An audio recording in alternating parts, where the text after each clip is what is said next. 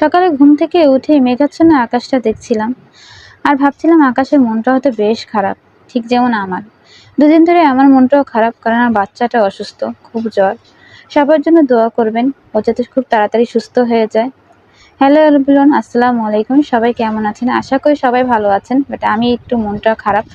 তো প্রতিদিনই আমার যেটা কাজ, সকালে যেমন কাজকর্ম থাকে না, বাচ্চাকে খাওয়া দাওয়ার পরে বাবাকে বিদায় করার পরে আমি জানলা দিয়ে আকাশ বা নিচের গাড়ি ঘোড়া দেখি। সকালবেলা এমনিতেও মানুষজন কম থাকে, মাদ্রাসার কিছু ছাত্রছাত্রী ছিল, ওরা দাঁড়িয়ে দাঁড়িয়ে কি গবেষণা করছিল সেটা দেখছিলাম।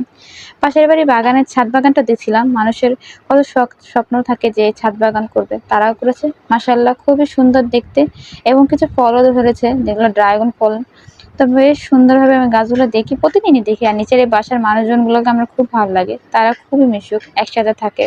তাদের কথাবার্তা সুখ দুঃখের কথা বলতে পারে। আর আমরা যারা ফ্ল্যাটবন্দি, তারা হয়তো বা বেশি কথাবার্তা কারোর সাথে বলতে পারি না, একা একা থাকি।